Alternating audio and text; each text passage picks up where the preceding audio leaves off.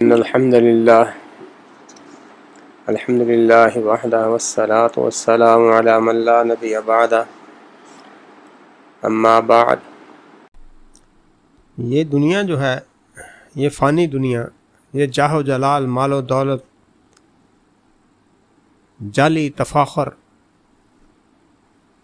اپنے آپ میں تکبر، لوگوں کو کم سمجھنا، اپنے کو بڑا سمجھنا، یہ ساری اسی طرز عمل کی دنیا ہے۔ ہر بندے کی یہ خواہش ہے کہ میرے پاس مال ہو، دولت ہو، عزت ہو، لوگ میرے جھک جھک کر سلام کریں اور میں اکڑ اکڑ کر چلوں۔ یہ دنیا ہے۔ اللہ تبارک و تعالیٰ نے ارشاد فرمایا اعلموا انما الحیات الدنیا لعب ولہو وزینۃ وتفاخر بینکم وتکاثر فی الاموال والاولاد۔ تو یہ ساری دنیا کا جو طرز عمل ہے یہ اسی طرح سے ہے، لیکن ہر بندہ چاہتا ہے کہ میرے پاس مال بھی ہو، دولت بھی ہو، عزت بھی ہو، شہرت بھی ہو۔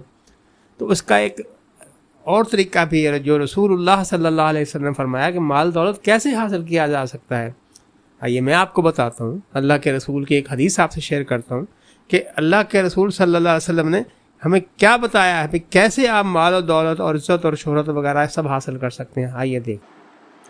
وعن ابی ہریرہ رضی اللہ عنہ قال قال رسول اللہ صلی اللہ علیہ وسلم ما نقصت صدقۃ من مال وما زاد اللہ عبدا بعفو الا عزا وما تواضع احد للہ الا رفعہ اللہ تعالی۔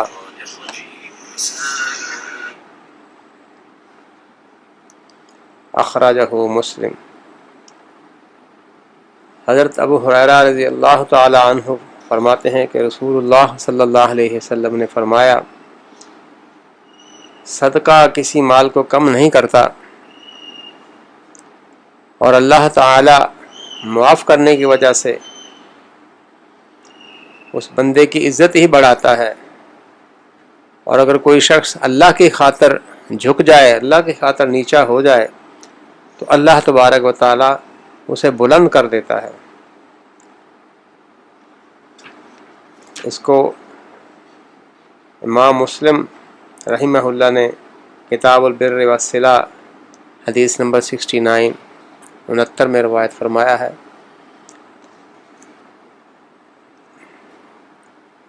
اس میں 3 باتیں بیان کی گئی ہیں جن سے بندے کا مال بڑھ جاتا ہے، بندے کی عزت بڑھ جاتی ہے، اس کی شان و شوکت میں اضافہ ہو جاتا ہے، اور لوگوں کی نظروں میں اس کا وقار بلند ہوتا ہے۔ ان 3 چیزوں میں سے کیا ہے؟ پہلی بات تو یہ فرمائی گئی ہے کہ صدقہ جو ہے وہ مال کو کم کرتا ہی نہیں۔ بظاہر یوں لگتا ہے کہ صدقہ دینے سے مال کم ہو جائے گا، لیکن ایک جو بنیادی بات ہے جو ہمیں آج کل کے دور میں کم ہی لوگوں کو سمجھ آتی ہے، ایک چیز برکت ہوتی ہے جو بظاہر نظر نہیں آتی لیکن وہ موجود ہوتی ہے۔ آپ نے اکثر سنا ہوگا لوگوں سے، خاص طور پہ جو بزرگ ہیں ان سے بھی سنا ہوگا، بھی آج کل تو کاموں میں برکت نہیں رہی، مال میں برکت نہیں رہی، علم میں برکت نہیں رہی، روزی میں برکت نہیں رہی، وقت میں برکت نہیں رہی۔ اور یہ باتیں آپ سنتے ہو، اس کی وجہ یہ ہے کہ یہ پیچھے سے جو ایکسپیرینسز ہیں، جو تجربات ہیں، وہ بندے کو بتاتے ہیں۔ آپ تھوڑا پیچھے چلے جائیں تو آپ کو اندازہ ہو جائے گا کہ علماء کرام، ہمارے شیوخ، ہمارے سلف صالحین میں سے، ہمارے ائمہ میں سے، فقہا میں سے بہت سے لوگ ایسے گزرے ہیں جن کی عمریں تو بہت تھوڑے تھیں، لیکن انہوں نے دینی کام کے حوالے سے بہت بڑا ذخیرہ چھوڑا ہے۔ انہوں نے بہت لمبی بڑی کتابیں کہی کہ جلدوں میں آتی ہیں، اور آج اگر کسی بندے کے پاس وہ 1000 سال کی عمر ہو تو وہ کام نہ کر سکے جو انہوں نے 40 سے 50 سال کی عمر میں کر لیا۔ تو اسے کہتے ہیں کہ علم ان کے عمر میں برکت ہوگی۔ آج کل کہا جاتا عمروں میں برکت نہیں ہے، عمر میں برکت نہیں ہے۔ تو یہ جو برکت کا تصور ہے یہ بالکل صحیح تصور ہے۔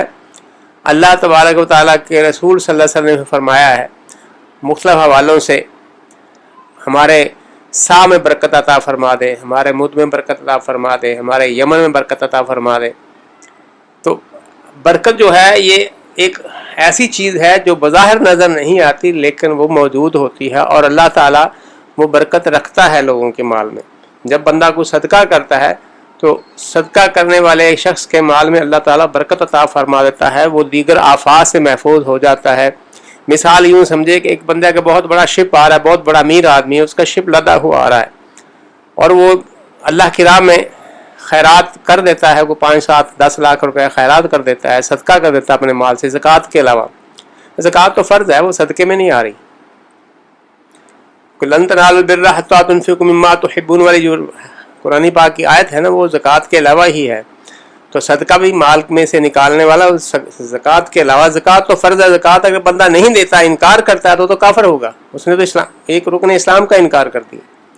صدقہ نفلی صدقہ جو ہے اللہ تعالیٰ کے راہ میں وہ خرچ کرتا ہے، اس بندے نے خرچ کر دیا، اب اس کا جو شپ آ رہا تھا، جو جہاد آ رہا تھا، اس کو ایک بہت بڑا طوفان درپیش ہوا، تو اللہ تبارک و تعالیٰ نے اس کو وہاں سے بچا لیا۔ ایک یہ آفت اس کی ٹال دی، دوسرے لفظوں میں یہ وہ برکت ڈال دی جو اگر وہ نہیں کر دیتا تو ہو سکتا وہ سارا ہی ڈوب جاتا۔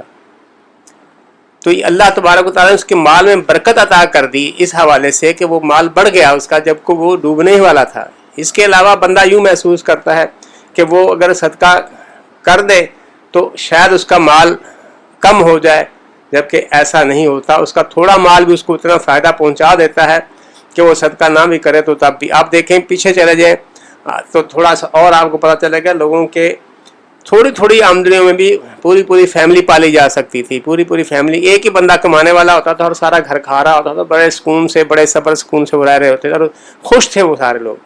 اور آج کل کیا ہے، آپ دیکھیں کہ ہر بندہ کما رہا ہے، ہر بندہ اس دور میں ہے کہ کمائی کر لے، وہ بیویاں کما رہی ہیں، خامد کما رہے ہیں، بال بچے کما رہے ہیں، لیکن پھر بھی وہی بات آ رہی، پیسے نہیں پورے ہو رہے جی، خرچہ نہیں پورا ہو رہا۔ مہنگائی اگر زیادہ ہے تو اس وقت آمدنیاں بھی زیادہ ہیں، اس حوالے سے یہ پلی لی جا سکتی ہے جی آج کل تو مہنگائی زیادہ ہے۔ اگر مہنگائی زیادہ ہے تو جس بندے کی کوئی 50 سال پہلے 500 روپے یا 70 روپے تنخواہ تھی، اس کا آپ اندازہ لگا لیں تو اب وہ 50,000 ہے، اس سے بلکہ زیادہ ہے۔ تو جو بندہ 30-40 سال پہلے 2,000 روپے کما رہا تھا، اب وہ 2 لاکھ کما رہا ہے۔ تو اب 2 لاکھ جو کما رہا ہے تو اس کی ضروریات پوری نہیں ہو رہی، لیکن اس وقت 2,000 والے کی ضروریات پوری ہو رہی، تو وہ خوش بھی تھا، وہ کسی مصیبت میں اس کا مال ضائع بھی نہیں ہوتا، اللہ تعالیٰ اس میں بچاتا ہے۔ اور اللہ تعالیٰ اس کو ایک اور بات یہ تو ہوگی نا، اس کے مال میں برکت عطا فرما دینا، اور دوسرا یہ کہ اللہ تعالیٰ اس کے مال میں اضافہ بھی فرما دیتا ہے۔ جس نے خرچ کیا فَلَهُ عَشْرُ أَمْثَالِهَا، جس نے کوئی نیکی کی اللہ نے فرمایا کہ اس کے لیے 10 گنا زیادہ ہے، اور یہ 10 بلکہ 70 گنا، بلکہ اس سے بھی بڑھ کر بعد اللہ تعالیٰ بے حساب دیتا ہے اس کو مال میں۔ تو اتنا اللہ تعالیٰ نے بڑھا دیتا ہے مال کو، بندے دیکھتے حیران رہ جاتے ہیں۔ اور آپ کے سامنے یہ آپ کے مشاہدے میں، آبزرویشن میں بہت سے لوگوں کو آپ نے دیکھا ہوگا کہ وہ کیا تھے اور کیا ہو گئے، اللہ تعالیٰ کی راہ میں خرچ کرنے والے تھے وہ، اور اللہ تعالیٰ نے فرمایا کہ وَمَا أَنفَقْتُم مِّن شَيْءٍ فَهُوَ يُخْلِفُهُ، اور تم جو چیز بھی خرچ کر دو وہ اللہ اس کی جگہ اور دے دیتا ہے، اس کے بدلے میں اور دے دیتا ہے، اس سے بہتر عطا فرما دیتا ہے۔ یہ صدقے کی بات۔ دوسری جو اس حدیث میں بات فرمائی گئی ہے وہ کہ معاف کر دینے میں عزت ہے۔ جس شخص پر زیادتی کی گئی ہے، اگرچہ اسلام اس کو بدلہ لینے کی اجازت دیتا ہے کہ وہ بدلہ لے سکتا ہے، لیکن اگر وہ بدلہ نہیں لیتا، چھوڑ دیتا ہے، تو وہ اس کا بہت بڑا اجر ہے۔ اللہ نے فرمایا نا کہ وَلَا مَنِ انتَصَرَ بَعْدَ ظُلْمِهِ فَأُولَٰئِكَ مَا عَلَيْهِم مِّن سَبِيلٍ، جو مظلوم شخص ہے اگر وہ اپنے مظلوم ہونے کے بعد، یعنی جب اس پر ظلم کر دیا جائے تو اس پر بعد وہ بدلہ لے لے مظلوم ہونے کی حیثیت سے، تو ایسے لوگوں پر اللہ تعالیٰ کوئی مواخذہ نہیں کرتا، اللہ ان کی کوئی پکڑ نہیں کرتا۔ کیوں؟ وجہ کیا ہے؟ وَجَزَاءُ سَيِّئَةٍ سَيِّئَةٌ مِثْلُهَا، جزاء سیئۃ سیئۃ مثلها، اللہ تعالیٰ نے فرمایا کہ جو برائی کا بدلہ ہے اس کی مثل برائی ہے۔ تو لیکن اگر کوئی شخص ایسا کرتا ہے کہ وہ بدلہ لیتا نہیں، کہتا نہیں جی میں تو اللہ کی خاطر معاف کر دیتا ہوں، اللہ کے لیے معاف کر دیتا ہوں، تو اللہ تعالیٰ فرما دیتے ہیں کہ فمن عفا واصلح فاجرہ علی اللہ، جو شخص معاف کر دے اور معاملے کو درست کر لے تو اس کا اجر تو اللہ کے ذمہ ہے۔ یہ اللہ تعالیٰ اس کو جتنا چاہے اجر دے دے، اور اللہ کے پاس آپ کو پتہ ہے اجر کی کمی نہیں ہے، اللہ تعالیٰ تو غنی ہے ان باتوں سے۔ اور فرمایا اللہ تعالیٰ نے ارشاد ایک اور جگہ فرمایا کہ وَلَا مَنْ صَبَرَ وَغَفَرَ ان ذالک لمن عزم الامور. ہاں جو شخص صبر کرے اور بخش دے تو یہ بات تو بڑی ہمت والی ہے. یعنی یہ عام بات نہیں ہے, یہ تو بڑا دل گردے کا کام ہے, بڑی ہمت والا کام ہے. کوئی عام بندہ یہ کام نہیں کر سکتا, بہت بڑا دل گردے والا باپ معاف کرے گا. کیونکہ معاف کرنے میں عام طور پہ یہ سب سے بڑی کیا رکاوٹ کیا ہے, پرابلم کیا آ رہی ہوتی ہے. بندہ یہ سمجھ رہا ہوتا ہے کہ اگر میں بدلہ لے لوں تو سینے میں ٹھنڈ پڑ جائے گی, کلیجے میں ٹھنڈ پڑ جائے گی, میرا سینہ ٹھنڈا ہو جائے گا کیونکہ میں نے بدلہ لے لیا. یہ ہماری عام طور پہ اپروچ ہے, یہ ہمارا رویہ ہے معاشرتی. یہ ہم کہتے ہیں بدلہ تو لینا ہی لینا, اور اس کے ساتھ وہ سمجھتا ہے کہ میں بدلہ لے لوں گا تو میرا بڑا ٹیکا ہو جائے گا, مجھے بڑا فن خاں سمجھے گا, دیکھو اس نے تو بھائی ایسی تیسی کر کے رکھ دی ان کی, اب کوئی مجھ پر زیادتی آئندہ نہیں کرے گا. تو میں لوگوں کو پتا ہے کہ یہ تو بدلہ لیتا ہے. اور پھر ایک دوسرا پہلو, ایک تو یہ ہو گیا, دوسرا پہلو یہ کہ وہ سمجھتا ہے کہ اگر میں معاف کر دوں تو لوگ کیا کہیں گے, اور لوگوں کے کیا کہنے کی وجہ سے وہ سمجھتا میری ذلت ہو جائے گی, مجھے پریشانی ہوگی, مجھے وہ لوگ ذلیل سمجھیں گے, یار یہ کیا بندہ, یہ تو زیادتی اس پر ہوئی اور یہ بدلہ لینے کے قابل ہی نہیں ہے. اللہ تعالیٰ نے فرمایا کہ جو بندہ معاف کرنے کی صورت میں معاف کر دیتا ہے تو اللہ تعالیٰ اس کی عزت بڑھا دیتا ہے, اس کی تذلیل نہیں ہوگی.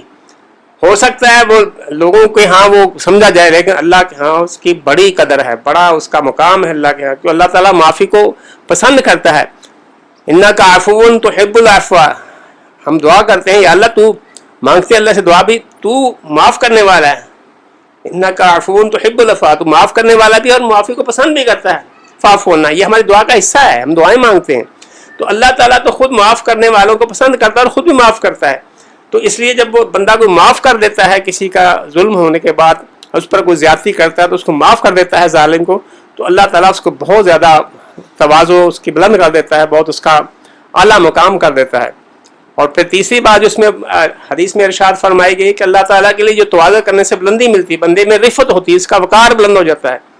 جو شخص اللہ تعالیٰ کی خاطر اپنے آپ کو نیچا کر لے, اللہ تعالیٰ کی خاطر جھک جائے, اللہ تعالیٰ کی خاطر اپنی یہ اکڑ ختم کر دے, نہیں ٹھیک ہے کوئی ایسی بات نہیں, کوئی شہرت کو نہ پسند کرتا, جو یہ نہ سمجھے کہ میں بڑا نامور ہوں, میرا بڑا نام ہے بڑا, تو اللہ تعالیٰ کی خاطر وہ گمنامی کی زندگی گزار رہا ہو, اللہ تعالیٰ کی خاطر وہ خاکساری عاجزی کر رہا ہو, تو اللہ تعالیٰ ایسے بندوں کو اس کا بڑھا دیتا ہے, رتبہ بڑھاتا ہے.